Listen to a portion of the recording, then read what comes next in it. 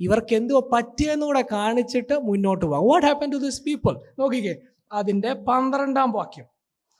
ആകയാൽ ഇസ്രായേലിന്റെ പരിശുദ്ധൻ ഇപ്രകാരം അരുളി ചെയ്യുന്നു. ആകയാൽ എന്ന് പറയുമ്പോൾ മുമ്പിലത്തെ പറഞ്ഞ കാര്യങ്ങളോട് ബന്ധത്തിലാണ്. തുടർന്ന് വായിച്ചാട്ടാ. നിങ്ങൾ ഈ വചനത്തെ നിരസിച്ചു കളയുകയും പീഡനത്തിലും വക്രതയിലും ആശ്രയിച്ച് ചാരി നിൽക്കുകയും ചെയ്യുന്നത് കൊണ്ട് ഈ അകൃത്യം നിങ്ങൾക്ക് ഉയർന്ന ചുവരിൽ ഉന്തി നിൽക്കുന്നതും പെട്ടെന്നൊരു മാത്ര കൊണ്ട് വീഴുന്നതുമായ ഒരു പൊട്ടൽ പോലെ ആയിരിക്കും. കേട്ടോ കേട്ടോ കേട്ടോ, നിങ്ങൾ വചനം കേട്ടില്ല, വചനത്തെ തള്ളിക്കളഞ്ഞു. എന്തോ സംഭവിക്കുന്നറിയാമോ? 13-ാം വാക്യം ഒന്നുകൂടെ വായിക്കാമോ?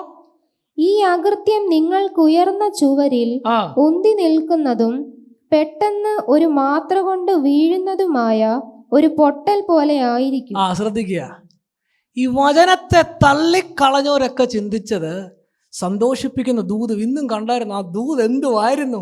ഇങ്ങനെ അവർ സന്തോഷിച്ച് വലിയ മതില് കെട്ടി, സുരക്ഷിതത്വത്തിന് വലിയ മതിലാ. ഈ പ്രവാചകൻ പറഞ്ഞ കണ്ടായിരുന്നു, അത് കറക്റ്റായിരുന്നു, വലിയ മതിലാ. പക്ഷേ ശരിയായ പ്രവാചകൻ പറയാ അതിലൊരു പൊട്ടലുണ്ട്. അതെന്തോ സംഭവിക്കുന്നറിയോ?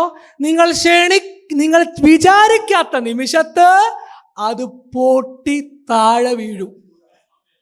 ദൈവവചനം വിട്ട് വേറെ പലതിലും സന്തോഷിക്കുന്ന പലതിലേക്കും തിരിഞ്ഞ് പോയാൽ എന്തോ സംഭവിക്കുന്നത്? നമുക്ക് കുറച്ച് നാൾ തോന്നും ഐ ആം സേഫ്, പക്ഷെ ഈ മതില് പെട്ടെന്ന് തകർന്നു വീഴും.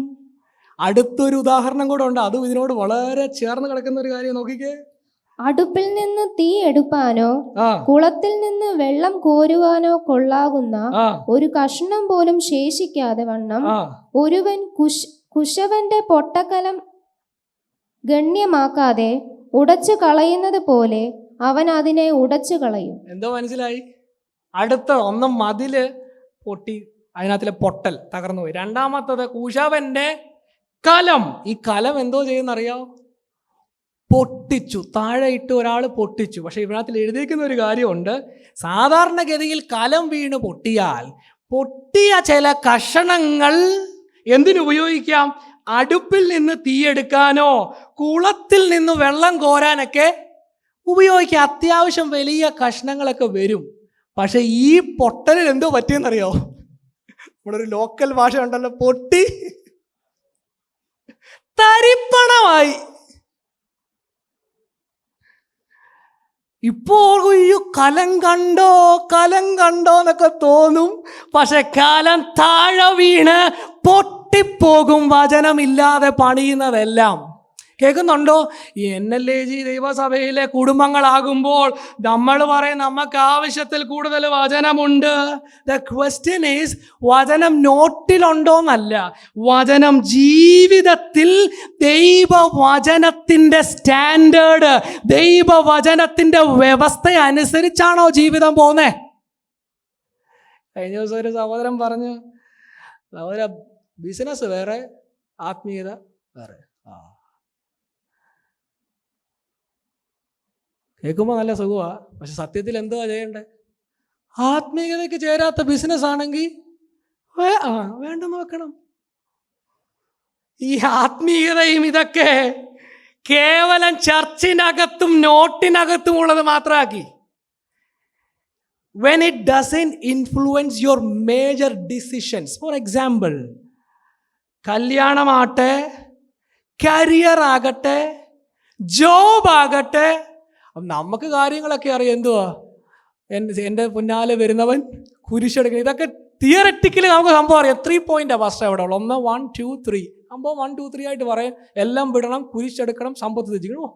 എന്നായിരുന്നു. പക്ഷെ ഈ കാര്യത്തോടടുക്കുമ്പോൾ ഇതൊന്നും കാണത്തില്ല. It applies to every field.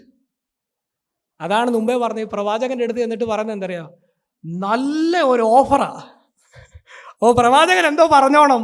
പ്രവചനം സ്വാഭാവികമായിട്ട് കർത്താവ് തുറന്നതാണെന്ന് പറഞ്ഞ ആ വഴിയെ വിട്ടോണം. അങ്ങനെ ഒരു അവസ്ഥയായി.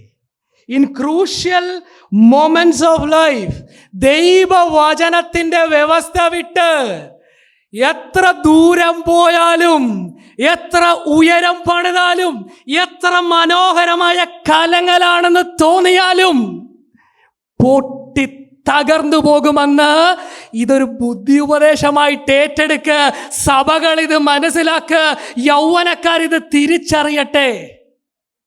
Soon it will collapse. ഈ വാക്യത്തിന്റെ അടിസ്ഥാനത്തിൽ പറഞ്ഞാൽ ബിയോണ്ട് റിപ്പയർ, ബിയോണ്ട് യൂസേജ്. അതെന്ത് എത്ര ഭയങ്കര! തിരിച്ച് ശരിയാക്കാൻ പോലും പറ്റാത്തതുപോലെ തകർന്നു പോയാൽ ഹൗ പെയിൻഫുൾ ഇറ്റ് ഈസ്.